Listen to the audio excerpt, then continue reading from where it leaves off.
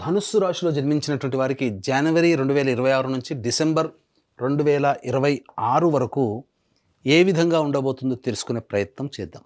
గమనించినట్లయితే ఈ యొక్క ధనుస్సు రాశి వారికి రాశ్యాధిపతి అయినటువంటి గురువు కొండంత అండ. కానీ ఈ గురువు దోబూచులాడుతున్నాడు. అంటే ఏంటి? కొంతకాలం యోగిస్తున్నాడు, కొంతకాలం అవయోగిస్తున్నాడు.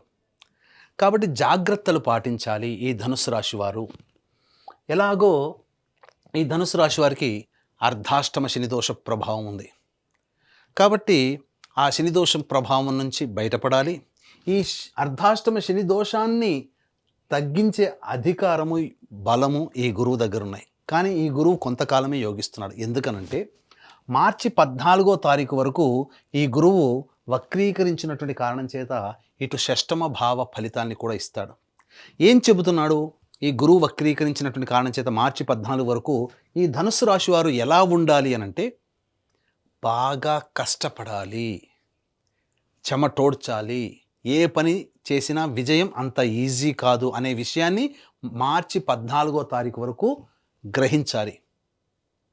ఇక తదనంతరం మార్చి 14 నుంచి మే 31వ తారీఖు వరకు గురువు సప్తమ స్థానములో సంచరిస్తున్నటువంటి కారణం చేత ఈ మార్చి 14 వరకు పడినటువంటి కష్టానికి అధికమైనటువంటి శుభ ఫలితం ఈ మే 31వ తారీఖు మధ్య వరకు పొందుతారు. ఇక తదనంతరం జూన్ 1 నుంచి అక్టోబర్ 31వ తారీఖు వరకు అష్టమ రాశిలో సంచారం చేస్తున్న కారణం ఇది చాలా కీలకం. జూన్ 1 నుంచి అక్టోబర్ అంటే June, July, August, September, October 5 నెలల పాటు జాగ్రత్తలు పాటించండి. ఒకవైపు గురువు అవయోగాన్ని కలిగిస్తుంటే అదే సందర్భంలో శని కూడా యోగిస్తున్నాడు. ఎలా శని యోగిస్తాడో తెలుసుకుందాం. ఈ అష్టమ గురు ప్రభావం చేత మీది అనుకున్నటువంటి వస్తువు కానీ వ్యక్తి కానీ మీ నుంచి దూరం అవుతారు. అది గృహము కావచ్చు, వాహనం కావచ్చు, మీరు దాచుకున్న సొమ్ము కావచ్చు, మీరు నమ్ముకున్న, మీరు ప్రేమించిన వ్యక్తి కావచ్చు.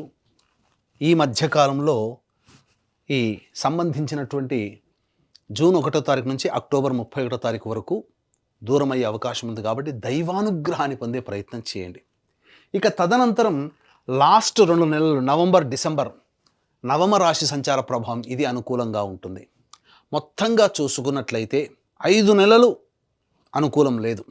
ఆఖరి 2 నెలలు మార్చి 15 నుంచి మే వరకు 2.5 నెలలు, 4.5 నెలలు, మొదటి 2.5 నెలలు మిశ్రమం కలిపి దాదాపుగా ఒక 7 నెలలు మంచిగా, 5 నెలలు అశుభంగా ఈ యొక్క ధనుస్సు రాశిలో జన్మించిన వారికి కలుగుతుంది.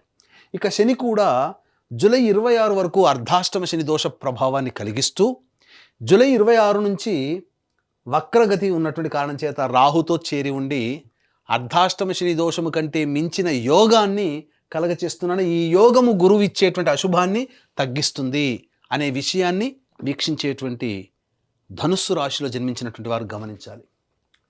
ఇక గమనించుకున్నట్లయితే విద్య, ముఖ్యంగా ఈ యొక్క ధనుస్సు రాశిలో జన్మించినటువంటి వారు బాగా కష్టపడాలి. 100 మార్కులు రావాలి అనంటే 150% కష్టపడితే 100 మార్కులు వస్తాయి. నేను 100% కష్టపడ్డాను, నాకెందుకు ఈ 60-70 మార్కులు వచ్చాయని బాధపడేదానికంటే చేసిన దానికంటే ఎక్కువగానే కష్టపడితే విద్యార్థులు మంచి ఉత్తీర్ణత శాతంతో ఫలితం పొందుతారు. ఈ కష్టం యొక్క ఫలితం ఏదైతే ఉందో మే మంత్ వరకు జరిగేటువంటి పోటీ పరీక్షలలో ఆ ఫలితము మీకు చూపిస్తుంది.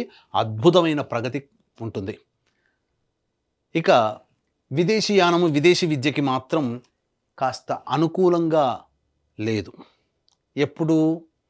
జూన్ నుంచి జూలై వరకు ఆ 2 నెలలు. జూలై తర్వాత అష్టమ గురువు అయినప్పటికీ కూడా రాహు యొక్క ప్రభావము, శని యొక్క ప్రభావం చేత విదేశీ యానానికి ఆగస్టు, సెప్టెంబర్, అక్టోబర్, నవంబర్ ఈ 4 నెలలు మీకు అనుకూలంగా ఉంటుంది. అందులో సందేహమే లేదు. ఇక గమనించుకున్నట్లయితే ఈ యొక్క శని ప్రభావము అర్ధాష్టమ శని జూలై 26 వరకు, తదనంతరం ఈ యొక్క శని కూడా యోగిస్తున్నాడు. విద్యాపరంగా చెప్పుకున్నాం. ఉద్యోగం అనేటువంటి విషయం గురించి మనం ముందు తెలియచేసుకుందాం. ఎందుకంటే దీనికి సవివరమైనటువంటి టైం బీయింగ్ అనేటువంటిది కావాలి. అంటే ఏంటి? ఏ టైంలో మీరు ఉద్యోగ ప్రయత్నాలు చేయాలి, ఏ టైంలో మీరు నిరుద్యోగస్తులకు ఉద్యోగం లభిస్తుంది, అనేటువంటిది, ఏ టైంలో ఉద్యోగం మార్పు చేసుకోవాలనేటిది ముందు ముందు మనం తెలియజేసుకుందాం. ఇక వివాహ విషయానికి వచ్చేసేసరికి ప్రయత్నాలు ప్రారంభించండి మొదటి రోజు నుంచే జనవరిలో. దీని యొక్క ఫలితం మాత్రం ఏప్రిల్ మేలో మీరు పొందుతారు. మార్చి 15 నుంచి మేలో మధ్యలో వివాహం కుదిరే అవకాశం ఉంటుంది. అది తప్పిందా మళ్ళీ ఈ నవంబర్ డిసెంబర్లో తప్పకుండా వివాహం నిశ్చయం అవుతుంది. సందేహమే లేదు. వివాహం కావాల్సిన అబ్బాయిలకి అమ్మాయిలకి వివాహం జరుగుతుంది. ఇక దాంపత్య విషయానికి వచ్చేసరికి మొదటి 2.5 నెలలు జాగ్రత్తగా ఉండండి. పొరపచ్చాలు, ముఖ్యంగా పెద్దవాళ్ల జోక్యాలు దాంపత్య విషయంలో రానియకండి. పెద్దవాళ్ల యొక్క చర్చలు రానియకండి. పెద్దవాళ్ళని బూచిగా చూపి దాంపత్య సమస్యలు వస్తాయి. కాబట్టి దంపతులు ఇరువురు కూడా సంయమనం పాటిస్తూ అనుకూలంగా ఉంటే ఏ సమస్యలు ఈ యొక్క ధనుసు రాశిలో ఉన్నటువంటి వాళ్ళకి ఉండవు. ఇక ముఖ్యంగా ఆరోగ్యపరమైనటువంటి సమస్యలు, అర్ధాష్టమ శనిదోష ప్రభావము మొదటి 2.5 నెలలు అనుకూలంగా లేని కారణం చేత ముఖ్యంగా శారీరకంగా పలు సమస్యలు మార్చి వరకు పొందే అవకాశం ఉంటుంది. ఆ తదనంతరం జూన్ జూలై నెలలు కూడా అనారోగ్య సమస్యలు మరీ ఎక్కువగా బాధిస్తాయి. మొదటి 2 గుర్తుపెట్టుకోండి, మార్చి 14వ తారీఖు వరకు మరియు జూన్ జూలై నెలలు, ఈ 2 నెలలు మొత్తంగా జాతకరీత్యా 4.5 నెలలు ఈ సంవత్సరంలో అనారోగ్య సమస్యలు, వైద్యుని సంప్రదించాల్సిన పరిస్థితులు వస్తాయి. మిగతా గ్రహాల యొక్క ప్రభావం కూడా తోడై ఇంకా కొంత ఎక్కువగానే అనారోగ్య సమస్యలు వచ్చే అవకాశం ఉంటుంది. అదేందో కూడా ముందు ముందు చూసుకుందాం. ఇక సంతాన విషయంలో కనుక చూసుకున్నట్లయితే జాతకరీత్యా ప్రధానంగా సంతానవంతులయ్యే అవకాశము గోచరమవుతుంది. ఎప్పుడు గోచరమవుతుంది అనేటువంటి విషయాన్ని చూసుకుంటే ఈ సంవత్సరం నవంబర్ డిసెంబర్ నెలలో కన్సీవ్ అవ్వడం కానీ సంతానం పొందడం కానీ ఈ ధనుస్సు రాశిలో జన్మించినటువంటి వారికి కలగబోతుంది. అందులో సందేహమే లేదు. మరీ ముఖ్యంగా ఏప్రిల్ అండ్ మే నెలలు కూడా సంతానానికి అనుకూలమైనటువంటి సమయంగా చెప్పవచ్చు. ఇక విదేశీ యానము ఇంతకుముందు చెప్పుకున్నాం కదా, విదేశీ యానానికి మాత్రము ఆగస్టు, సెప్టెంబర్, అక్టోబర్, నవంబర్ ఈ 4 నెలలు విదేశీ యానానికి, విదేశీ విద్యకి అనుకూలంగా ఉండేటువంటి సమయం. కానీ బాగా కష్టపడాలి, అందులో సందేహము లేదు. ఇక రాజకీయ రంగంలో ఉన్నటువంటి వ్యక్తులకి మాత్రము మొదటి 6 నెలలు అనుకూలంగా కాదు. ఏదైనా పోస్టు ఆశించినా లేదా ఏదైనా కానీ మీరు కావాలనుకుంటే అది ఆగస్టు నుంచే మీకు దక్కుతుంది తప్ప ఆగస్టు లోపల దక్కదు. ఈ లోపల చేసే ప్రయత్నాలు కాస్త మందకొడిగా సాగుతాయి, డబ్బులు వృధాగా ఖర్చు అవుతాయి. ఆగస్టు నుంచి చేసే ప్రయత్నం మాత్రం మీకు తప్పకుండా మెజారిటీతో కూడుకున్నటువంటి పదవి కానీ, అధికారుల యొక్క అండదండలు కానీ, లేదా ప్రజాదరణతో కూడుకున్నటువంటి జీవన విధానం కానీ ఆగస్టు నుంచి ఈ ధనుస్సు రాశిలో జన్మించినటువంటి వారు పొందుతారు అని చెప్పవచ్చు. ముఖ్యంగా ఆగస్టు నుంచి జీవితంలో కొత్త వ్యక్తులు పరిచయం అవుతారు. ఇది మీరు గమనించాల్సినటువంటిది. ఆగస్టు, సెప్టెంబర్, అక్టోబర్ ఈ 3 నెలల్లో పరిచయమైన వ్యక్తుల వల్ల మీరు పొందే యోగము నవంబర్, డిసెంబర్లో అనుభవిస్తారు.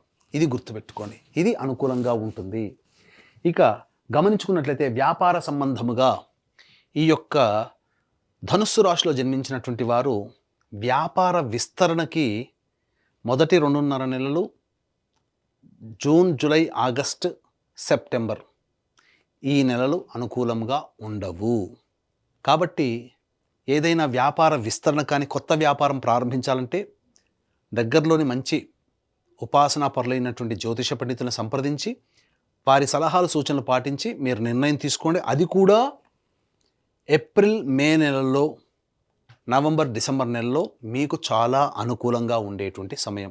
FMCG products, super markets, general stores, ఫుడ్కి సంబంధించినటువంటి tiffin centres, hotels, restaurant business, విద్యా సంబంధమైనటువంటి కళాశాలలు, విద్యా సంస్థలు, బంగారు వ్యాపారస్తులు, దైవ సంబంధమైన వృత్తులు, వ్యాపారాలు నడిపేటువంటి వాళ్ళు, రోడ్ సైడ్ వ్యాపారాలుగా పండ్ల వ్యాపారస్తులు, పికిల్స్ సంబంధించినటువంటి వాళ్ళకి మిశ్రమ ఫలితాలు ఉంటాయి. అధిక ధనాదాయం మాత్రం ఏప్రిల్ మే నెలలో పొందుతారు, నవంబర్ డిసెంబర్ నెలలో పొందుతారు.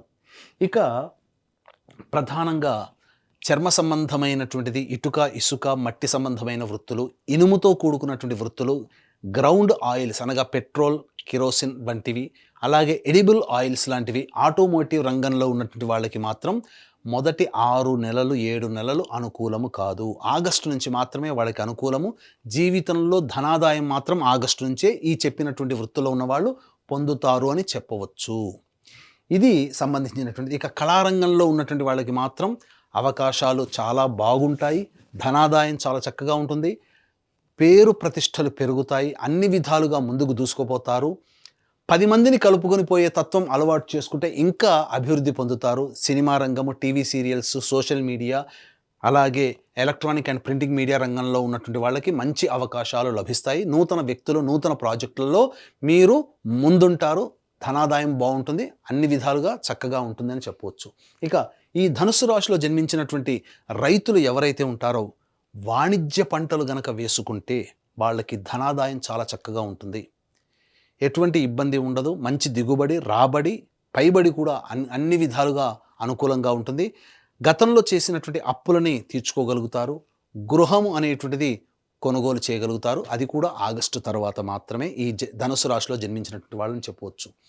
ఇక ఈ యొక్క ధనుస్సు రాశిలో జన్మించినటువంటి వారికి ఇప్పుడు చెప్పినటువంటి సమస్యల కంటే ఇంకా ఎక్కువగా సమస్యలు ఫేస్ చేస్తున్నట్లయితే మీ యొక్క జన్మజాతకంలో నడుస్తున్నటువంటి దశ అంతర్దశల యొక్క ప్రభావాలు కావున దగ్గరలోని మంచి ఉపాసనా పరులైనటువంటి జ్యోతిష్యులని సంప్రదించి వారి సలహాలు సూచనలు గనక పాటించినట్లయితే మరింత మెరుగైనటువంటి జీవితాన్ని పొందుతారని చెప్పవచ్చు. అలాగే ఈ యొక్క ధనుస్సు రాశిలో జన్మించినటువంటి వారికి 2026వ సంవత్సరం మొత్తం కూడా సంపూర్ణంగా దైవానుగ్రహం ఉంటేనే తప్ప జీవితంలో అభివృద్ధిని పొందలేరు. ఇట్టి దైవానుగ్రహం అందరికీ అందించాలనేటువంటి ఒక సదుద్దేశంతో మన పీఠం ఆధ్వర్యంలో ప్రతి నెల ఒక పుణ్యక్షేత్రంలో ఒక పర్వదినం రోజున మీ జాతకరీత్యా కలుగు అన్ని రకాల సమస్యల పరిష్కారానికి సర్వదోష నివారణ పూజలు, హోమాలు జరిపించడం జరుగుతుంది. వీడియోలు కూడా మీకు పంపించడం జరుగుతుంది. కాబట్టి అనారోగ్యానికి మృత్యుంజయ హోమము, నవగ్రహాలకు అనుగ్రహం నవగ్రహ హోమము, అలాగే ఆర్థిక బాధలు, దాంపత్య సమస్యలకి లక్ష్మీ హోమము, శత్రుబాధలు, కోర్టు సమస్యలకి సుదర్శన మూలమంత్ర హోమాలు, ఇలా దాదాపు 21 రకాల హోమాలు చేయించడం జరుగుతుంది. స్క్రీన్పై కనిపిస్తున్న నెంబర్కి కాంటాక్ట్ చేసి మీ గోత్రనామాదులు నమోదు చేసుకోవచ్చు. ఇట్స్ యూటీవీ ప్రేక్షకులు విన్నారు కదా, ఇప్పుడు చెప్పినటువంటి రాశుల్లో జన్మించినటువంటి వారికి ఏ విధంగా ఉండబోతుందో తెలుసుకున్నారు. ఈ రాశిలో జన్మించినటువంటి వారికి అందరికీ కూడా మంచి జరగాలి, మీ యొక్క సంకల్పం నెరవేరాలి. అలాగే కష్టాలు, ఇబ్బందులు, సమస్యలు వచ్చినప్పుడు ఏ విధంగా అధిగమించాలో తెలుసుకున్నారు. ఎటువంటి పరిహారాలు పాటించాలో కూడా తెలుసుకున్నారు.